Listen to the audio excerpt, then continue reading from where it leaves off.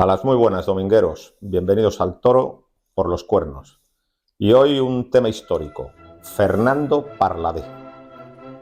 Antes de comenzar con el programa de esta semana, no olvides suscribirte a nuestro canal para no perderte ninguna de nuestras ediciones. Y si quieres que YouTube te avise cuando publiquemos un programa, activa la campana.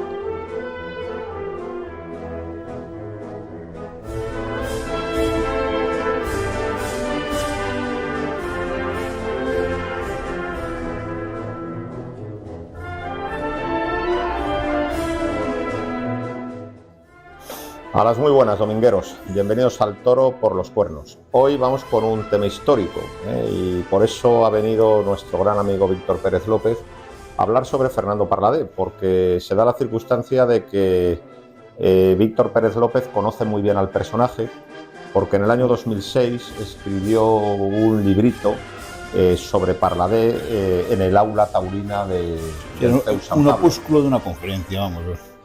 Y entonces sabe mucho de Parladé y yo considero que es un tema muy interesante porque muchísimas veces en las conversaciones entre los aficionados se dice esta ganadería procede de Parladé o esto procede de Parladé, esto es Parladé. Entonces vamos a desentrañar quién fue Fernando Parladé, cuál es su obra como ganadero y cuál es su contribución a la fiesta.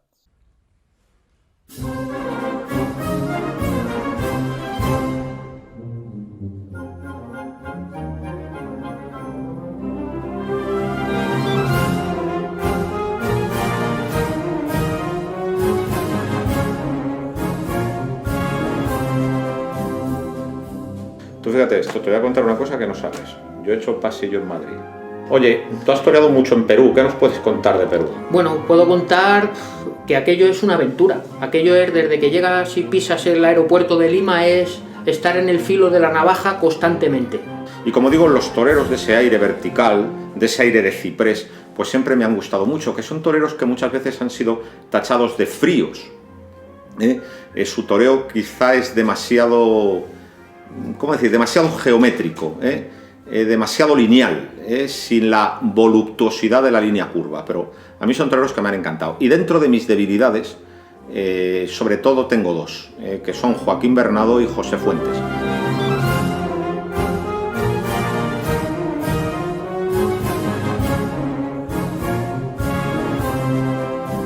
Ya adelanto que para mí decir Parladé tiene muy poca importancia. ¿Por qué? Porque luego los ganaderos que compraron a Parladé y que vinieron detrás de él hicieron cosas tan importantes que en realidad sobre esa base fundaron sus propios encastes, ¿no?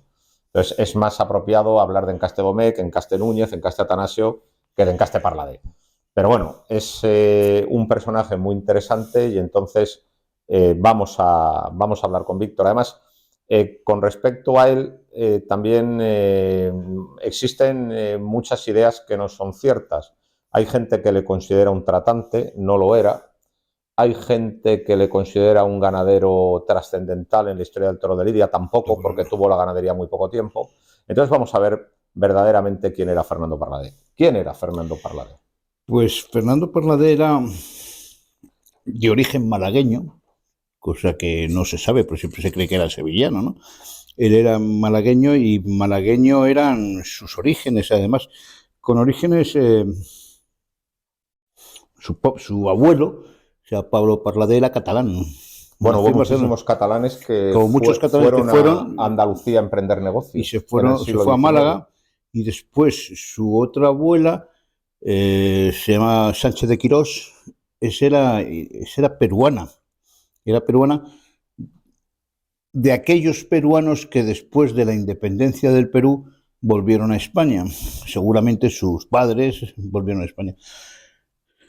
Y por el otro lado, pues era de don Manuel Heredia.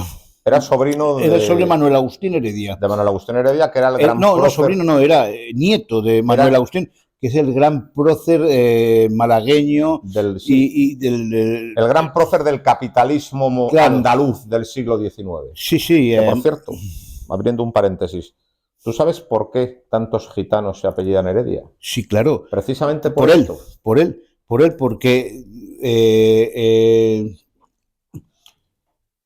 los gitanos no tenían apellido, eran el hijo de la Manuela, el hijo de... Entonces, eh, en una de estas, ¿cómo se llamaban? Fue cuando la ley del registro civil. Exacto, salió una ley de registro civil, entonces que había que registrar a todas las personas con un apellido, y como no tenían apellido, ni sabían qué apellido, muchos de sus empleados le pidieron permiso para llamarse como él se llamaba, o sea, apellidarse Heredia, y por eso yo creo que Sí, hay, sí. hay tanto gitano Heredia, Sí, que sí. vienen de él. Vamos a ver, les dejaron, como no tenían apellido, les dejaron escoger uno, el que más les gustase. Y muchos escogieron Heredia porque era el hombre más importante Y generalmente, de la Andalucía de mediados del siglo fíjate XIX. si fue importante que el día que se murió había una corrida de toros que toreaba Paquiro. Montes, vamos, Francisco Montes Paquiro. Bueno, pues ese día se suspendió la corrida para que todo el pueblo de Málaga pudiera ir al entierro de Heredia. Heredia. Eso era un tipo muy importante. Bueno, entonces era Fernando Parladé Heredia. Él era Fernando Parladé Heredia. Fernando Parladé Heredia era de una Bueno, familia... y otra vez, su abuela, su abuela materna se llamaba Livermore. Livermore. Era descendiente de ingleses o de irlandeses, que curiosamente su hermana estaba casada con el marqués de Salamanca. O sea, casaron muy bien las ideas. Una con el capitalista más importante de Málaga. Sí, si Heredia es el gran prócer del capitalismo andaluz, el marqués de Salamanca es el gran prócer de todo el capitalismo español. Y por cierto, el impulsor de la plaza de toros de la carretera de Aragón de Madrid. Uno de ellos, sí. O sea, que era gente, la familia de Fernando Parladé. Y de la plaza de Aranjuez, para hacer el ferrocarril, que él también participó en el ferrocarril de Madrid-Aranjuez. O sea, que Fernando Parladé era de familia muy, muy pudiente. Y además, su padre tenía título. Sí, el conde de Aguiar. Pero fíjate que su padre, cuando mandaron al destierro a Isabel II... Después de la Revolución Gloriosa de 1868... Su padre acompañó a Isabel II a París, a Francia. O sea, se autoexilió y con la llegada de Alfonso XII, pues regresó a España. Y regresó a España, los méritos de ese regreso a España o de seguirse con la reina, implicó un título del conde de Aguiar. Y el condado lo heredó su hermano mayor, porque Fernando Parladé era el segundo hermano varón, y además había otras dos hermanas. Había dos hermanas que entre medias, entre el hermano y Fernando. Su hermano mayor es el conde de Aguiar, Andrés Parladé, que fue un gran pintor costumbrista. Y hay muchísimos cuadros, por ejemplo, de toreros y de picadores en Sevilla, en el museo. Y además... siendo ganadero de poca importancia, fue ganadero porque lidió algunas corridas a nombre del conde de Aguiar. Sí, pero vamos, que en el museo que hay en el parque de María Luisa, en la Plaza de América, en Sevilla, hay muchísimos cuadros costumbristas de Andrés Parladé, conde de Aguiar, hermano de Fernando Parladé. Exactamente. Entonces ya hemos desbrozado un poco la trayectoria de una familia ilustre y ahora vamos por curiosidad, con el personaje. Por curiosidad, cuando se fueron a Sevilla, porque cuando volvieron a España se trasladaron, no se quedaron en Málaga, se trasladaron a Sevilla, construyó el padre Andrés Parladé, padre de Fernando Parladé, una casona maravillosa y espléndida. Que ahora la tienen los Guardiola. Que luego fue de los Guardiola, lo digo por connotaciones ganaderas. Exacto, es una casona preciosa. Es una casa palacio que hay en la Puerta de Jerez y que siempre se la ha conocido como la casa de los Guardiola, porque es donde ha vivido la familia Guardiola, pero que antes fue de Fernando Parladé. Exactamente. Bueno, pues hablar de Fernando Parladé es hablar de un individuo, un juerguista de primera categoría, vamos, o sea,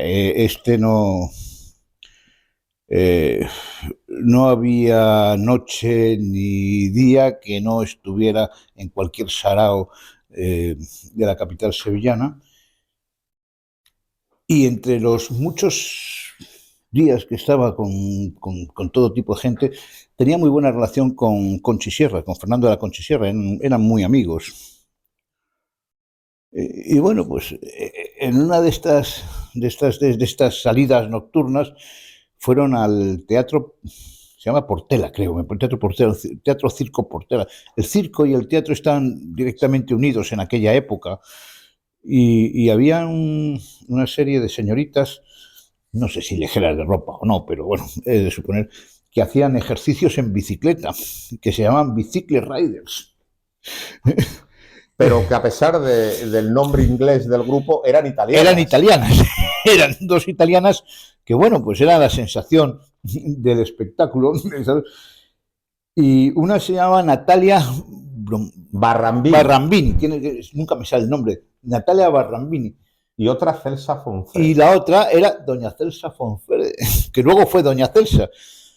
Fíjate la curiosidad que Fernando de la Conchisierra casó con Celsa Fonfrede y después fue la viuda de Conchisierra, la famosa viuda y la ganadera. Y la ganadera. Natalia no tuvo esa suerte, pero evidentemente también se lió con Fernando Parladé. Y aquello supuso una Yo no sé si llegaron a casarse o no casarse.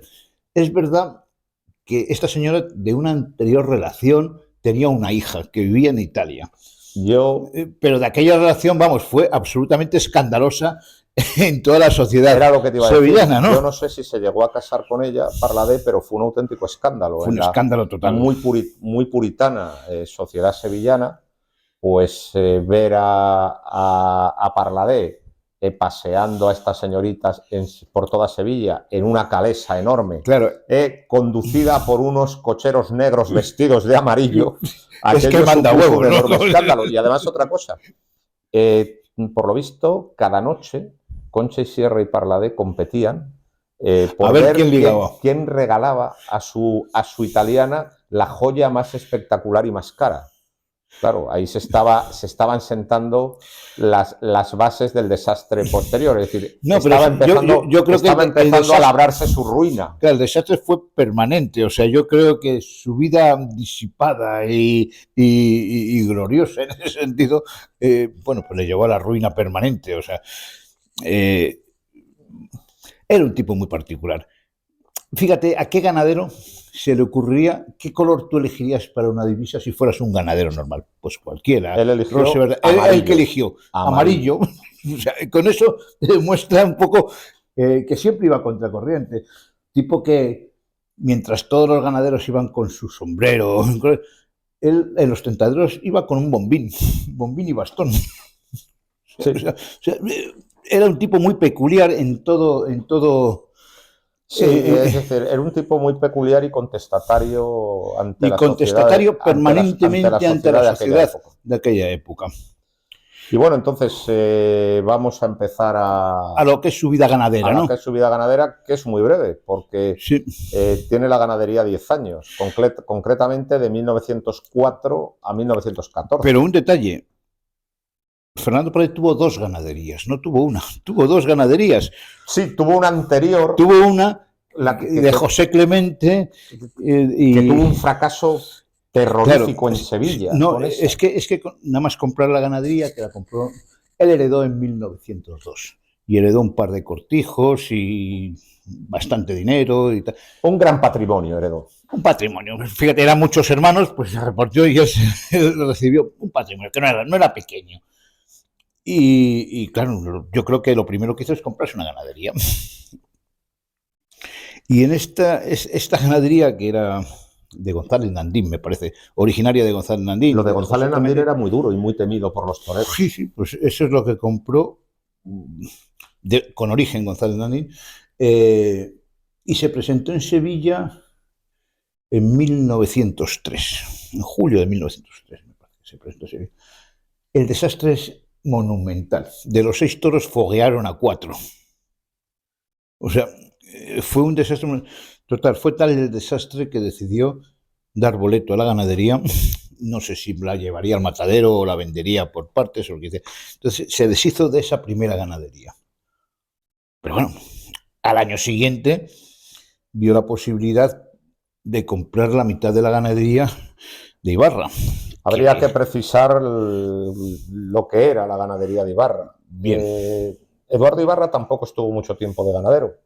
porque No, había comprado ten en cuenta que a la viuda de Murube. eran los hermanos Ibarra, porque yo no sé por qué Eduardo Ibarra fue un gran ganadero, pero después los hermanos, cuando tuvieron otros hermanos, se dispersó Pues ligeramente. pero estuvieron poco tiempo de ganaderos, Sí, muy estuvieron 20 años, de 1884 a 1904. Y Ibarra había comprado a la viuda de Murube, Sí. es decir, era puro Vistahermosa en la línea más directa de Vistahermosa. E Ibarra tuvo muchísima consideración en los 20 años que fueron ganaderos. Y grandísimos, grandes toros, y muchos triunfos. Tuvo muchos triunfos y unos toros excelentes. Pero además estaba muy considerada. En el año 1904 deciden deshacerse de la ganadería. De un modo un tanto sorprendente, porque la ganadería estaba en lo más alto en la consideración de toreros aficionados y además era gente muy rica. El aceite Ibarra. Eran vascos que habían ido también a Andalucía a hacer negocios. Una ganadería muy Parentados con los Urcola, claro, por una hermana de ellos estaba casada con Urcola en aquel tiempo. Una ganadería muy bien considerada por toreros aficionados, una ganadería que vendía bien sus toros y a buen dinero. Y en 1904 deciden deshacerse. Yo creo que hubo un problema porque eran varios hermanos, y entonces debió haber ciertas desavenencias entre los hermanos, y eso llegó a vender, pero no lo sé, estoy suponiendo nada más. Pues, venden un semental a los herederos de Vicente Martínez, el famoso, en realidad vendieron Diano. Dos, vendieron Diano y Dudoso, pero bueno, el famoso Diano, que transformará para siempre las ganaderías castellanas y el concepto que se tenía del toro en Castilla. Y luego lo que es el grueso de la vacada, los Ibarra lo venden en dos partes. Sí.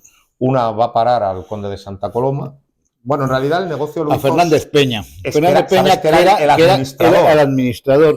Era el administrador del conde de Santa Coloma, pero bueno, en realidad... No, y además estaba emparentado con los Murube. Fernández Peña era... Está emparentado con los Murube, de forma que seguramente desvió sementales a Murube, cosa que después no sé. Pero vamos, Fernández Peña hizo el negocio para el conde de Santa Coloma, que luego el conde de Santa Coloma, como todos los aficionados saben, cruzó con Saltillo, y la otra parte...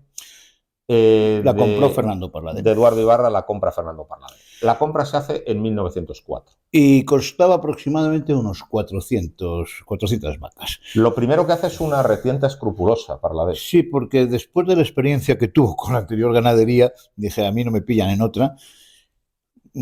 Creo que trajo al conocedor, como se llamaba entonces, de Ibarra, o sea, lo que es el mayoral de Ibarra, para que nos entendamos, y retentó escrupulosamente y vamos, eliminó casi 150 vacas. Y se quedó con 250. Y se quedó con unas 250, un poco más. De ese primer desecho entre comillas, lo más selecto del desecho, se lo vendió a su amigo, porque eran muy amigos y después incluso lo hacían tentaderos juntos y eran amigos. Fernando Correa, o sea, que eso luego va a ser Fernando Pedrajas. Correa, claro, luego fue a García Pedrajas y uno de las ramas es a María Luisa Domínguez Pérez de Vargas, que llamamos los Pedras. Y la otra rama fue acaba, para que nos entendamos, sin ahora hacer toda la, digamos, la genealogía, a Hierbabuena. Hierbabuena, que es lo que tuvo... Fernando Parladé, en ese momento también, creo que vende dos sementales a José Carvajal. Que José Carvajal ya había tenido cosas de Ibarra. Ya había comprado a Ibarra y que eso va a parar a Villamarta. Y esos, digamos que se crea Villamarta con otras muchas cosas que se crea todo lo que es Villamarta, que es una ganadería compleja también. Sí que parece que esta primera venta de Parladé, digamos que se le hace un amigo. Es una venta a un amigo con lo más selecto de lo que él elimina, por decirlo alguna forma. Con el desecho bueno. 80, con el desecho bueno, que se decía. Con el desecho bueno y un semental selecto, porque le da, me parece que se llama desertor, ¿no? El semental, lo tengo ahí escrito, un semental selecto que ese se lo regala o se lo vende Fernando Parladé a Correa. Pero digamos que esta primera venta todavía no es para digamos que para coger liquidez. No, aquí no cogería alguna liquidez, sí, pero pero es una venta de selección de su ganadería. Esta no es la venta para coger liquidez y poder seguir financiando su vida crápula y bueno, y para tapar números rojos, ¿no? Esta es una primera venta a un amigo, ¿no? Pero luego, durante los 10 años que está Parlade de ganadero, como tiene una cosa muy buena de Ibarra, inmediatamente se lo matan los toreros de postín. Siempre. O sea, durante los 10 años que estuvo de ganadero se lo mataron las figuras. Claro, los toreros por aquel tiempo, los toreros fetén, eran Machaquito y Bombita. Machaquito y Bombitas fueron los toreros que más toros de Parlade mataron de historia. Y luego, aparte de Machaquito y Bombita, mataron también mucho Rafael el Gallo y Cocherito de Bilbao. Porque una de las cosas que hay que decir de Parlade a través de toda su historia es que después del fracaso de Sevilla jamás volvió a lidiar en Sevilla. Nunca más, siendo un torero sevillano, siendo un ganadero de Sevilla. Un ganadero de Sevilla, lidió solamente un toro en una corrida de concurso, que por cierto la ganó. Fue el triunfador de esa corrida de concurso. Un toro. Lidió en sus 10 años nada más que un toro en Sevilla. Sin embargo, en Bilbao iba todos los años. Sí, es decir, o casi todos los años. Me parece que iba a Bilbao, Santander, creo que San Sebastián y Pamplona. Son las 4 plazas. Eso es. Son las 4 plazas de Parlade. Las 4 plazas donde lidia más son por orden, me parece, Bilbao, San Sebastián, Santander y Pamplona. O sea, era el ganadero del norte. Sí. Y muy considerado además el norte, con grandes éxitos. Además, en un momento en que el norte era quien pagaba mejor los toros. Y muy particularmente Bilbao. Es decir, estar presente en las corridas generales de Bilbao era la consagración de un ganadero. Y en aquellos tiempos Santander tenía lo importante de que en verano iban los reyes a veranear. Habían hecho el Palacio de la Magdalena. Habían hecho el palacio para regalárselo al rey. De hecho, se daba un premio que era la Oreja de Oro, creo, una especie de oreja de oro, que la ganó varios años Parlade, o sea. Entonces, lo que hay que decir, en primer lugar, es que Parlade compra una cosa muy selecta. Y la selecciona más. Que tuvo que costarle mucho dinero. Seguro, ¿eh? Tuvo que costarle mucho dinero, compra una cosa muy selecta y por lo tanto, digamos que el trabajo la gran parte del trabajo ya le viene hecho. Pero él lo selecciona todavía más. Se queda con lo más excelente, de alguna forma, de lo que compró de Ibarra y tuvo muchos éxitos como ganadero, o sea, de inmediato. Si quieres, los primeros años es mérito de Ibarra, pero los años posteriores es mérito de Parlade. Y luego el problema es que no tiene un duro, porque todo se lo gasta en esta vida suntuaria y de excesos, y por eso va vendiendo partes, sí. Porque es la única forma de salvar los números rojos y de tener liquidez. La primera parte que vende, me parece que fue a Rincón. A Manuel Rincón Valladares. Que eso va a ser Núñez. Que andando con el tiempo, lo de Manuel Rincón es Núñez. O sea, Núñez, luego es verdad que Núñez cruza y lo diferencia de alguna forma al resto de las ramas. Además, como tú dices bien, cada ganadero hace su ganadería, ¿no? Pero sí cruza con algo de Villamarta y con algo de... Núñez vamos a ver, Núñez compra la ganadería de Indalecio García Mateo ante Rincón, justo terminada la Guerra Civil, y compra muy pocos efectivos, porque esa ganadería estaba en la provincia de Córdoba, donde la guerra se sintió, y entonces pues compra poco. Entonces, sí, pero se lleva mucho de Mora Figueroa. Claro, es decir, para aumentar efectivos, compra a Villamarta y compra a Mora Figueroa, la segunda ganadería de Mora Figueroa, porque cuando se vuelve a arruinar otra vez se tiene que desprender de la segunda ganadería. Pero ganadería que era de origen vacas de Pedrajas y el famoso semental chavetero del Conde de la Corte. Todo origen Parlade. Todo origen Parlade. O sea, por un lado o por otro, de Pedrajas vivía Correa y... En Núñez está lo de Rincón, Parlade, lo de Mora Figueroa, Parlade.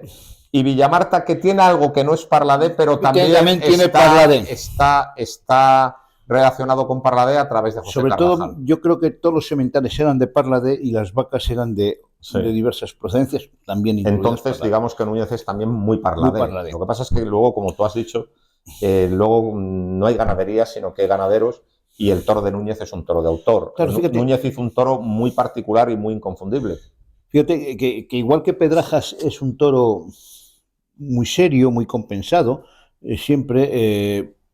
luego era un toro que era un toro muy, muy vivo y muy alegre en el caballo. Luego se paraba siempre en la muleta. O sea, no era un toro de muchos muletazos. Sí, Rincón es todo lo contrario. Y Rincón es todo lo Núñez es todo lo contrario. O sea, teniendo un mismo origen. Luego la orientación que le da claro, cada ganadero. Pero es por ver los aficionados que del mismo origen, unos ganaderos hacen una orientación y otros hacen otra, porque Núñez es un toro muy frío al principio, un toro de poco capote, un toro que le cuesta entrar en el caballo a veces, pero después que va más a la muleta y que se habla mucho del tranco más de Núñez, ¿no? O sea, es un toro más bajo, compensado de adelante y de atrás, con menos cara. Pero sin duda la venta que va a ser más decisiva que hace Fernando Parladé es la que hace a la marquesa viuda de Tamarón. En realidad a su hijo, en realidad yo creo que es el que verdaderamente llega al negocio es Mora Figueroa. Mora Figueroa, sí. Que es su hijo, que es el que verdaderamente entendía, sabía y le gustaba, ¿no? Esta es una ganadería, la de la marquesa viuda de Tamarón, que pronto, o sea, en cuanto aparece, se coloca en las ferias. Joselito es un gran partidario de la ganadería. Y aquí hay un toro, el famoso Alpargatero, que mata sin pena ni gloria Curro Posada en la Plaza de Madrid en el año 18, pero que es un toro muy bravo y que va a ser decisiva la sangre de Alpargatero en todo lo que viene del Conde de la Corte, porque los Mora Figueroa se arruinan y tienen que vender al Conde de la Corte. Sí. Y claro, el Conde de la Corte después va a hacer dos ventas importantísimas, una a Juan Pedro Domecq y otra a Atanasio Fernández. Antes de decir la inteligencia que tuvo Mora Figueroa al comprar, porque él normalmente un ganadero que por cierto, como no compra. ¿El que compró? Todos los productos que nacieron en el año 11 y todos los productos que nacieron en el año 12. Compró, o sea, todas las crías de esos 2 años es lo que compra. Y ahí llegaba bueno, malo y regular. O sea, luego también hay que decir otra cosa que es muy llamativa, y es que, por ejemplo, los Mora Figueroa o Manuel Rincón, del que ya hemos hecho referencia, tuvieron antes una ganadería vazqueña. O sea, casi todos tuvieron antes una ganadería vazqueña, pero que se dan en cuenta... cuanto ven como la virtud en el último tercio tienen los toros de Parladé, eliminan lo vazqueño, que se muere siempre, porque casi todo lo vazqueño, casi todo, viene de Veragua. Con la excepción de Concha y Sierra. Con la excepción de Concha y Sierra. Pero se mueren siempre en el tercio de varas. Son toros que llegan hasta el tercio de varas y después no tienen último tercio. Claro, es decir, hay que tener en cuenta que Fernando Parladé pues se va a hacer sus ventas pues justo en ese momento en que están apareciendo Joselito y Belmonte. Ya empieza a estar punto de aparecer el nuevo toreo. Sí, Joselito y Belmonte, incluso aparece el nuevo toreo. Y ya el toro vazqueño no vale.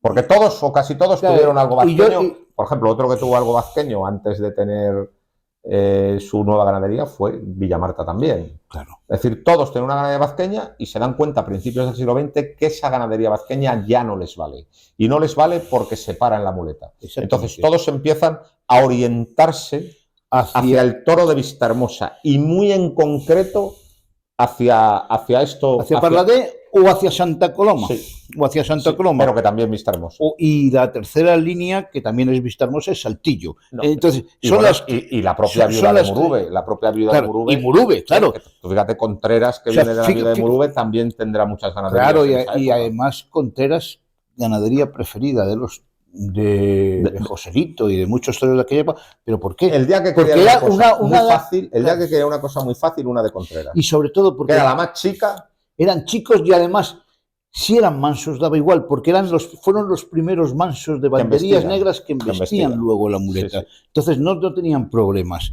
eran toros sin problemas. Sí, y que llegaban, aun siendo mansos, al último tercio. Entonces, esta venta a los Mora Figueroa, van a estar muy poco tiempo los Mora Figueroa porque se arruinan y se ven obligados a desprenderse de la ganadería, pero esta venta va a ser trascendental porque, como lo vuelvo a repetir, porque el Conde de la Corte va a ser un gran ganadero, va a ser una referencia de bravura durante muchísimos años y sobre todo porque el Conde de la Corte hace dos ventas a Juan Pedro Domecq y a Atanasio Fernández que serán trascendentales. Fíjate, para hablar también de las diferencias, como cada ganadero hace su toro, el Conde de la Corte hace un propio toro diferenciado de los Núñez y diferenciado de los Pedraja. Fíjate que es un toro siempre muy atacado por delante, con mucha cara, y después un toro con culo de pollo, que siempre se le acusaba de tener culo de pollo, y aleonado por delante. Pero fíjate que luego Atanasio y Juan Pedro van a hacer un toro distinto al del Conde. Claro, cada uno teniendo cada uno y hace su toro diferente. Bueno, pero después de vender a la marquesa Viuda de Tamarón, todavía conserva Fernando Parladé una parte que debía ser lo más selecto y lo demás confianza para él. Pero también se va a ver obligado... En 1914 ya, yo supongo que por aburrimiento, por necesidad absoluta, o porque ya... ¿Cómo terminó Fernando? Pues exactamente, pero yo presiento que no terminó bien. Acuciado por las deudas, seguramente vendió ya lo último que tenía la ganadería y yo creo que como cualquier señorito y ganadero, manteniendo el pose y la postura hasta el último día que vivió. Es decir, es lo del hidalgo que se pinta en el Lazarillo, ¿no? Sí, que llevaba una capa lustrosa para que nadie viera que debajo de la capa solo tenía harapos, ¿no? No sé exactamente en qué año murió. Siempre manteniendo la compostura, ¿no? No sé, lo que no sé, debe morir en los años 20, pero no sé nada de él después de que vendiera lo de Gamero. Sobre todo porque no me interesaba. O sea, a mí me interesa sobre todo su ganadería, no su vida. Bueno, su vida anterior sí, pero ya su vida última después de ser ganadero ya no me ha interesado especialmente. No lo sé. Pero supongo que, ya te digo, como caballero español, que lo fue. La última parte es la que vende a Gamero Cívico, que por cierto, los Gamero Cívico también tenían una ganadería de origen vasqueño que eliminan para comprar lo de Parladé. Y los Gamero Cívico también volvemos a lo mismo. En cuanto compran lo de Parladé, se colocan en las ferias y se lo empiezan a matar Joselito y Belmonte. Joselito Belmonte, vamos, uno de los grandes éxitos de Joselito fue con un toro de Gamero Cívico en Madrid. El 15 de mayo en Madrid. Gamero Cívico... Que por cierto, le torea al natural con las fotos que hay de la faena de Joselito al toro de Gamero Cívico. Los naturales son muy modernos. Claro, tienen una factura completamente actual, mucho más moderno que lo de Belmonte. Por supuesto, es que es un toreo mucho más moderno y mucho más importante de Joselito de Belmonte. Pero bueno, yo lo sabes porque soy joselitista y yo creo que tú, y bueno, y tú también. O sea, la línea de Joselito es la línea del toreo actual. Exacto. No es la del toreo en ochos, que eso es una línea agotada. No solamente agotada, pero cada vez que toreros con la gracia y el salero y la personalidad que tiene Morante de la Puebla torea en ochos, la gente no le hace ni caso. Sí. Yo lo he visto, tú lo has visto también en Sevilla y en Madrid. Tiene que ligar el toro en redondo. Como no se liga el toreo en redondo, hoy la gente no le hace ni caso. Al toreo de Belmonte no le hace ni caso la gente actualmente. A pesar de que hablen de muchas cosas que son absolutamente falsas. Pero bueno, eso es otro programa. Eso es otro programa. Eso es otro programa, ¿no? Eso es otro programa. Pero sí, efectivamente. Es decir, el toro de Gamero Cívico, ese toro se lidia en Madrid el día de San Isidro del año 15. Sí, y fue un éxito brutal. Con el hierro de Parladé todavía. Joselito le torea al natural muy bien y es un éxito brutal de Joselito. Y lo de Gamero Cívico inmediatamente se ponen todas las ferias en primer nivel. Y luego a Gamero Cívico le va a comprar mucha gente. Y de lo que vende Gamero Cívico, hay ganaderías muy interesantes. Gamero Cívico divide la ganadería entre sus hijos. Entre sus hijos, que en 5 partes. Una es Torreabad, que es lo de Guardiola Fantoni, me parece. Guardiola Soto. O Guardiola Lo Soto, pongo perdón. oye, Perdón, no Guardiola Soto. Perdón, no Guardiola Soto. La ganadería de Guardiola Soto es una ganadería muy importante, que fue muy importante, de bravura en la posguerra, en los años 40. Es que estamos hablando, fíjate que todo lo que vende de alguna forma Parladé es importante. No hay una rama, igual que fíjate en Vistahermosa hay ramas. Sí, totalmente marginales. En Parladé no hay ni una marginal, todas son importantes. Todas son importantes. O sea, es que es grandioso. Totalmente. Es decir, lo que compró Parladé a Ibarra era una cosa buenísima. Porque a todos les funcionó. Le funcionó hasta lo desecho, hasta lo que fue, entre comillas, un desecho, funcionó. Y a todos los demás también les funcionó. Un detalle, es el único ganadero que durante 10 años querido, nunca le foguearon un toro. Fíjate que le foguearon cuatro. Sí, con su anterior ganadería le fueron 4 en una corrida. Con su ganadería actual, ninguno. Ni uno en ninguna parte. En unos tiempos donde se fogueaba mucho porque había mucha mansedumbre. Es que no hay ninguna ganadería que no haya que no tenga ningún toro fogueado. Ninguna. O sea, todas las ganaderías tenían toros fogueados, excepto la de Fernando Parladé en esos años. Y como digo, la última venta, la que hizo a Gamero Cívico, pues de ahí van a surgir ganaderías muy interesantes. Sí, Guardiola Soto, después Samuel Flores. Samuel Flores es otra de las ramas. Otra de las ramas es lo que va a los hermanos Blanco, que y cada uno compra. De Clayrac en y después la otra es la de la mamía de Clayrac. Sí, sí. Y que esta quizá, todas estas ganaderías, todo lo que procede de Gamero Cívico, se diferencia de que es un toro mucho más hondo y un toro de mucho más cuajo, fíjate, que lo del Conde de la Corte. Fíjate que la diferencia que hay entre un Samuel Flores y un toro del Conde de la Corte es que no se parecen como un higo y una castaña, y los dos tienen el mismo origen. Es un toro mucho más cuajado, ¿no? Es un toro muchísimo más cuajado, muchísimo... ambos tienen los pitones serios, pero fíjate que el color de los pitones es diferente también. Y luego también hay que hablar de la trascendencia de Parladé en Portugal, de modo indirecto, pero hay que tener en cuenta 2 cosas. La gran ganadería portuguesa, la que, digamos, el buque insignia de la cabaña brava portuguesa es Pinto Barreiros. Pinto Barreiros era Gamero Cívico. Claro. Ya es por Gamero Cívico, Pinto pero Barreiros era Gamero puro Cívico. Parladé también. O sea, y luego además otra cosa, cuando los Tamarón se arruinan y venden al conde, no le vendieron todo, porque tenían un trato anterior con un portugués. Entonces hubo 2 camadas de becerras que se fueron a Portugal. Ahí es de donde viene todo lo de Alves do Río y lo de Coimbra, que también era una cosa muy brava en Portugal. O sea que también el toro portugués ha estado totalmente emparentado con esto, porque era fundamentalmente Parladé. Claro, y posteriormente, bueno, actualmente es que toda la ganadería portuguesa está emparenta, porque incluso hasta lo de Pala, que en su día también, era Miura y tal, eso lo eliminó, y ahora todo tiene el mismo origen Parladé, que tiene pues el 90% de las ganaderías, quitando Santa Coloma y Saltillo, que tienen algunas ganaderías.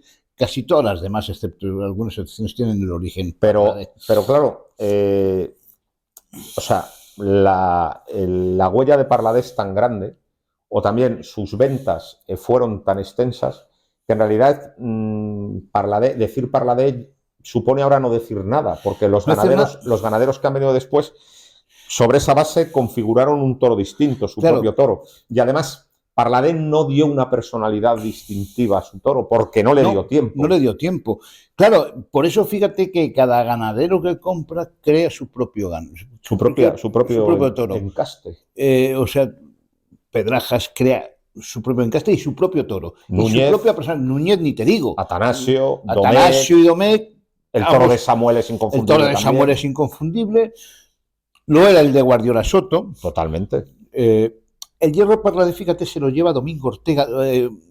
No se lo lleva Domingo Ortega, se llevan los hermanos Blanco. Los hermanos Blanco de Salamanca. De Salamanca. Y se hace con él Domingo Ortega después de la Guerra Civil. Claro, porque Domingo Ortega, que tenía uno de los hermanos Blanco, se lo compró Domingo Ortega,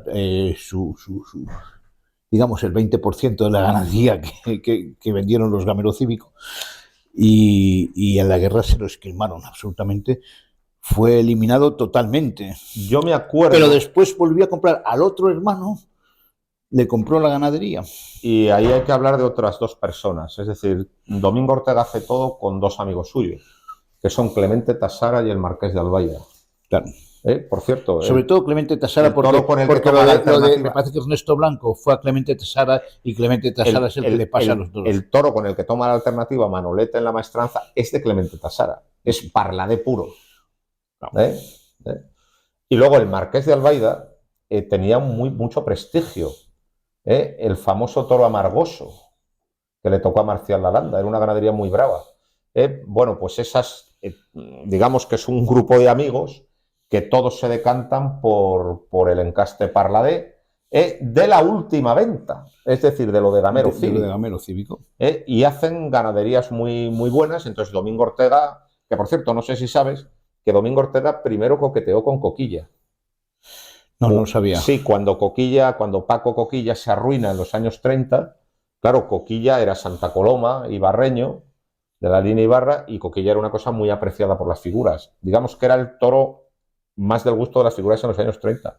Y Domingo Ortega, cuando sabe que va a vender Coquilla, se interesa por... Domingo Ortega tuvo importantes éxitos con los Coquilla. Se interesa por Coquilla, se interesa por Coquilla, pero no se llega a un trato. Entonces, con estos amigos suyos ya se decanta por Parladé, y la ganadería de Domingo Ortega debuta en Madrid con el hierro ya de Parladé, pero le cambió la divisa y se la le quitó la amarilla. Como era amarilla, se la cambió azul por un asunto de mala suerte.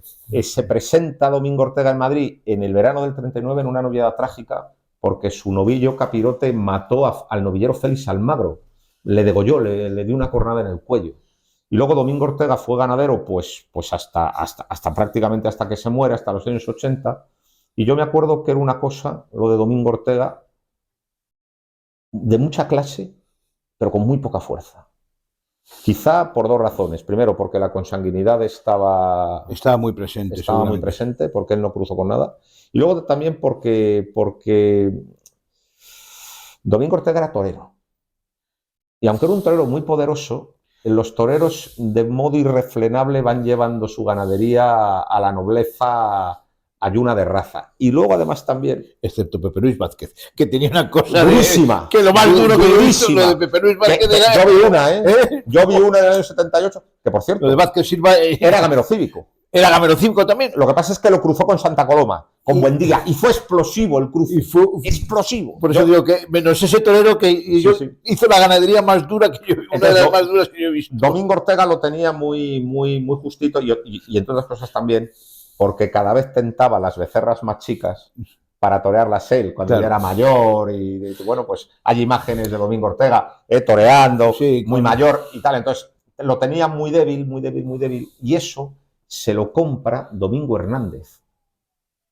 Y Domingo Hernández le hace una permuta a Juan Pedro Domecq. Juan Pedro Domecq quería un hierro de prestigio para que su segundo hijo, Fernando, tuviera ganadería también. Entonces, al parecer, el trato fue: tú dame el hierro de Parladé y luego yo te doy vacas. Y así se hizo. Y Juan Pedro Domecq se hace con la ganadería, se hace con el hierro, ganadería de Parladé, anuncia como Parladé y vuelve a poner la amarilla. Y entonces recupera la antigüedad de 1913. Es una de las cosas curiosas siempre de la unión de criadores, que quitan y ponen y hacen cosas. Y luego, eso sí, hizo una ganadería Juan Pedro Domecq con su propio ganado, con ganado de Domecq. Esa es un poco la trayectoria del hierro de Parladé, ¿cómo acaba? Que ahora mismo está en manos de Juan Pedro Domecq Morenés. Lo que pasa es que por lo visto no lo está utilizando, ha decidido solo errar con Veragua. Bueno, pero vamos, es un hierro, pues es un hierro muy clásico, que es, por cierto, es un círculo con 4 palos. Exactamente. Y bueno, y ahí está. Pero vamos, que yo creo que Parladé, las claves de Parladé, no hace un toro propio porque no le da tiempo. Pero el toro que tiene es un toro excelente. Y lo conserva, incluso hasta lo mejora. Pero ha comprado algo excelente, y esa excelencia se va vendiendo en muchas partes por problemas económicos del dueño. O sea, Parladé no es un tratante No, que no. va vendiendo partes para ganar dinero. Parladé es No, un tipo que Parladé se arruina es un tipo y que no necesita tiene pelas. dinero y va vendiendo partes porque necesita Dinero. pelas. Claro.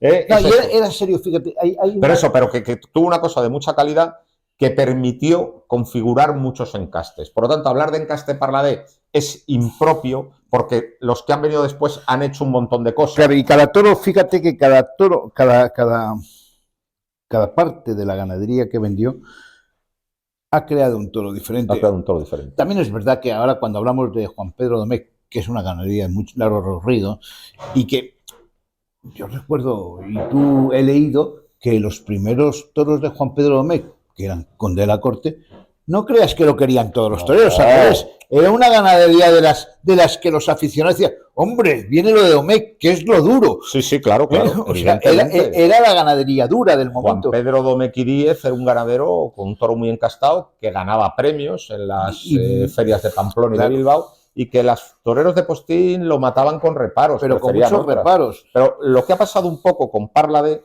es lo que pasa con Santa Coloma. Es impropio ya hablar de Parladé porque de Parladé surgen muchos encastes, igual que es impropio hablar de Santa Coloma. Porque Hay que no hablar de tiene- Buen Día, porque no, Santa exacto. Coloma desaparece con la venta de Buen Día. Exacto. No, Era un toro totalmente diferente. no hay, o sea, totalmente o sea, diferente. de las ventas de Santa Coloma salen cosas tan diversas como Graciliano, Coquilla. Coquilla, Buen Día, Alba Serrada, que tienen unas personalidades completamente distintas. Totalmente diferente. Además, mientras que en lo de Parladé, digamos que era todo la misma sangre y las diferencias han venido por la impronta que ha dado cada ganadero, aquí Pero- además había una mezcla de sangres. Claro. Entonces, lo de Graciliano y lo de Ibarra, y lo de Graciliano y lo de Coquilla están claramente decantados hacia Ibarra, mientras que lo de Buendía y lo de Alba Serrada están claramente decantados hacia Saltillo. Y después está también lo de Cuadri, que es otra cosa diferente, que Es pero que también ahí, bueno, ahí hay muchas habría cosas. mucho que contar, hay que hablar mucho. porque a pesar de que su filiación oficial es Santa Coloma, ahí hay Es- mucho de ganero cívico, precisamente. Lo que te quiero decir es que es mucho Santa Coloma, pero evidentemente no tiene nada de Cruz de Saltillo. Exacto. O sea, eso es Sí, sí, sí. pero también lo podemos meter dentro de esas ganaderías peculiares que se crean con Santa Coloma o con Ibarra Sí, sí. o con Sí, sí, con pero Parladé. para hacer un resumen, es decir, Parladé no es un tratante, No, no es un se- tratante. es un Es un señorito gan- arruinado. Es un señorito arruinado, es un ganadero. Como ganadero yo creo que es serio, porque ya había sufrido la experiencia del primer fracaso ganadero y no está dispuesto a repetir y que su nombre se vea empañado como una vacada mansa, al revés, él quiere la vacada más brava y más seria y lo consigue de alguna manera, no se le foguea ningún toro. En presentación, pues no es la mejor presentada de todas las ganaderías, pero tampoco es de las malas, Hombre, de las no- que tienen mala presencia. No tendría que tener mala presencia cuando iba No todos tenía los mala años a presencia porque Bilbao. iba a Bilbao todos los años, a San Sebastián todos los años y a Pamplona todos los años. Pamplona tampoco era entonces lo que es ahora, Sí. eso hay que decirlo, ¿eh? Pero sí tenía siempre toros de buena presencia, como tuvieron buena presencia después todo lo de Gamero Cívico, y ahí tenemos lo de, no sé, lo de Guardiola Soto, que siempre han tenido, ha sido impresionante de presentación.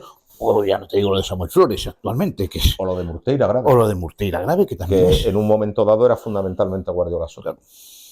Sí, es así. Sí, sí. Por eso digo, un detalle que demuestra también que no era un ganadero, que sí le interesaba la ganadería. Estaban en un tentadero, él con su bombín y su... que había invitado a las infantas de España y a mucha gente de la sociedad y demás historias.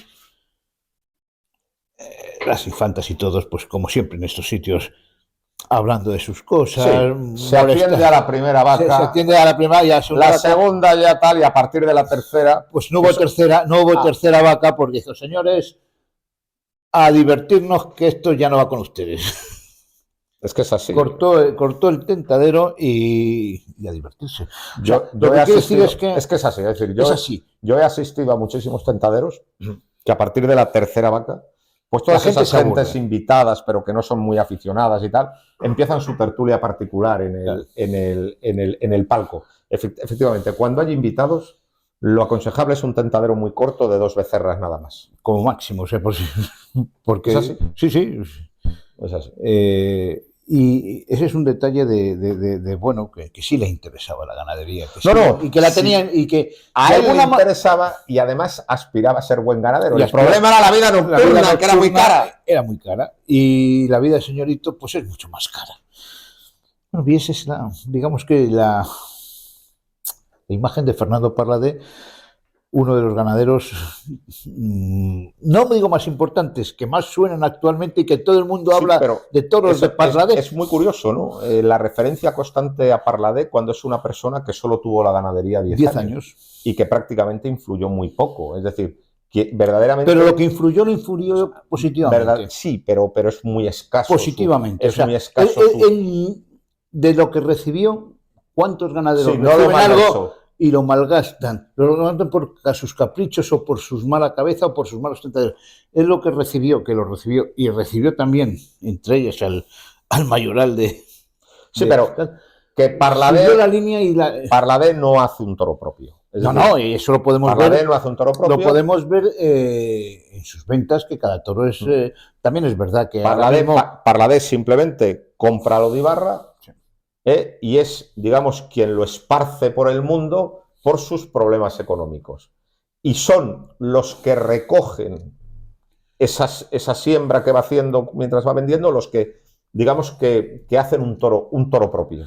Pero todos, absolutamente todos, triunfan con ese toro. Sí, pero por lo que había venido de Ibarra, que debía ser una gran ganadería. Pero todos triunfan. Sí. O sea, lo asombroso, porque no siempre ocurre con otras, ni siquiera con Juan Pedro Domecq, con el Conde de la Corte, que venden a mucha gente y no todos triunfan. Por cierto, triunfan unos pocos. A otros que vende Parladé.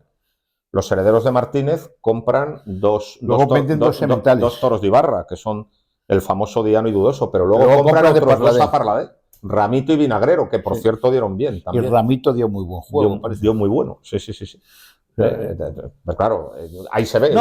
Ahí se ve. Los herederos de Martínez les había ido muy bien con Ibarra. ¿A quién acuden? Al que ahora lo tiene. Al que lo tiene ahora. Claro. Sí. Exactamente. Sí, entonces eso. Es decir, no le dio tiempo a hacer un toro propio. El toro, evidentemente, porque en 7 años tú no tienes un toro. Porque en realidad del toro que él selecciona en 1904, los primeros toros suyos son de 1909. Y vende la ganadería en 1914, o sea... Vende lo último. Lo último de su ganadería, porque ya en 1909 ya había vendido lo de Rincón y ya estaba a punto de vender a Mora Figueroa, las 2 ramas que crean el Conde de la Corte. Entonces, y luego Juan Pedro. Es decir, compró una cosa muy buena y él la esparce. Y son los que cogen los frutos, los que hacen cada uno su toro y hacen cada uno su encaste. Al final, a la conclusión que se llega es que los hijos de la viuda de Murube fueron grandes ganaderos y Eduardo Ibarra también. Sí. Porque y es que es una línea privilegiada, la de Murube, claro, es una línea privilegiada. Porque de ahí viene prácticamente todo y porque... Por esa rama y por la de Picabela Salta Saltillo, o sea, son las grandes ramas. De ahí viene todo y por lo tanto, primero era una cosa ya de por sí muy buena, y que debieron seleccionar muy bien tanto los Murube como los Ibarra para luego llegar a esta explosión en el siglo XX. Hay un ganadero poco conocido que es Manuel Suárez Cordero. Sí, claro. Manuel Suárez Cordero, que tiene una parte de Arias Saavedra, me parece, pero después tiene otra parte que no viene de Vistahermosa, no sé de dónde demonios viene. Esa es una de las grandes... Y es una de los grandes Esa es una misterios. De las grandes preguntas y uno de los grandes misterios, claro, del asunto de las castas bravas. Es decir, cuando hablamos de Vistahermosa, estamos hablando del toro parladeño, pero también estamos hablando del toro de Santa Coloma. Claro. Y evidentemente hay unas diferencias tan enormes brutales, entre unos y otros, que sí, efectivamente, alguien en un momento dado tenía una cosa muy buena. Tiene una cosa de Vistahermosa, que se sabe de dónde viene, de los condes de Vistahermosa, el barbero de Utrera, Arias de Saavedra, pero hay alguien en un momento dado que sí tiene algo de eso, pero mete otra cosa que no se sabe dónde es. Que es Saltillo. Y Saltillo lo hace. ¿Qué es No sé Saltillo? si es Saltillo, No, no, porque no, ahora le yo, saca. yo no sé si es Saltillo, pero digo que es lo... El origen Saltillo. Yo no sé si lo hizo Saltillo, pero Sí, es lo puede que se ser dice Vale- ahora que es Saltillo. Barea, o puede ser Picabea la Saca, Ignacio Martín, o Ignacio Martín. de Jerez de la Frontera. Alguien en Alguien un mete momento algo dado raro. mete unos toros cárdenos que tenía, que eran muy bravos, que a él le gustaban mucho y que no se sabe de dónde vienen. Pero eso daría para otro Sí, programa. que puede ser de origen cabrereño y no de... No se sabe de qué porque origen es. evidentemente las diferencias con Miura son muchas también. Sí, No se sabe. no se sabe. Alguien tenía un hato de ganado de De lo que sea. que mete ahí, que incrusta ahí. Pero que esto completamente distinto, porque el toro de Saltillo no tiene nada que ver con el toro parladeño. Sí, Sí, porque pero lo bueno, oficial es que, claro, todo lo de Saltillo es directamente de Vistahermosa. Vistahermosa. Sin embargo, lo oficial también dice que todo lo del Barbero, que es Vistahermosa, pero ya todo lo de Murube no, porque viene también lo de Claro, porque la viuda de lo Murube de Suárez. había comprado a Suárez. Y Suárez, cuidado, que en los años 40 era una 40 del ganadería siglo XIX. 40 del siglo XIX, sí. Era la ganadería más prestigiosa o de las más prestigiosas que se lidian en Madrid. De Coria del Río. De hecho, el primer toro indultado en Madrid fue de Suárez. Bueno, de eso hablaremos otro día. Eso es para hablar otro día. Por último, ¿cómo terminó la Barrambini? La Barrandini terminó, le puso un piso a ella y a su hija al lado de sus hermanas, en la mejor zona de Sevilla, y ahí vivió la Barrandini por lo menos por bastantes años, pues me parece, junto con su hija. Me parece un cierre perfecto. Pues nada, muchas gracias, Víctor. Y yo creo que ha sido un programa bastante interesante. Y nada, gracias por su fidelidad y sigan viendo al toro por los cuernos.